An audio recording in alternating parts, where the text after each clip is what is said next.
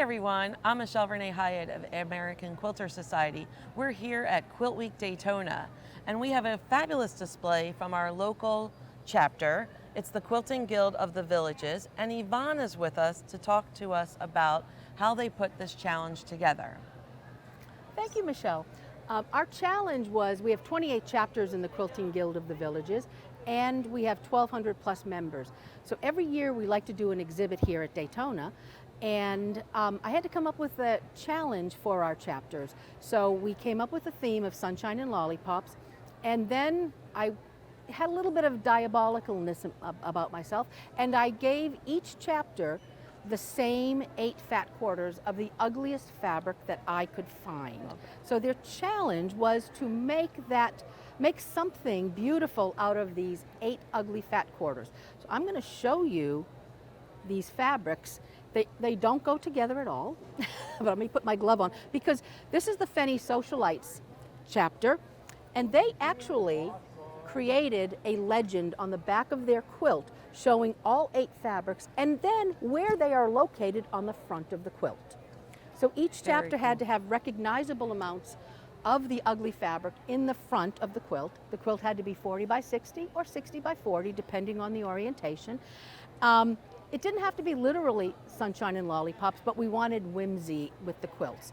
So we have 27 of the quilts here at the show, and this particular quilt won honorable mention in our show.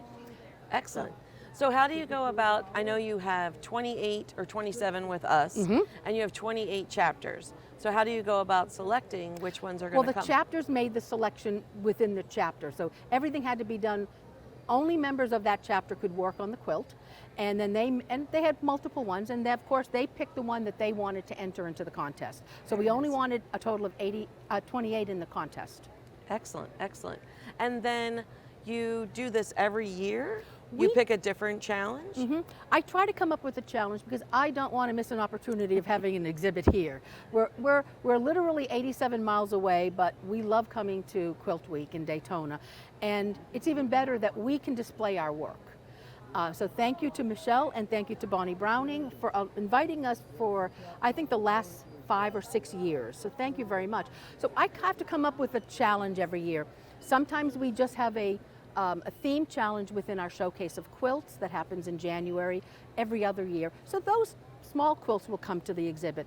And in the odd years, I have to come up with something, and I just was evil. They tell me, everyone looked at these bags of fabric and said, why would you pick this fabric? I love it. Yeah, but you look here. I love the dog. Yes, I mean, just the things that they did. Dog bones was one of the fabrics, so they actually made dog bones out of the dog bone fabric.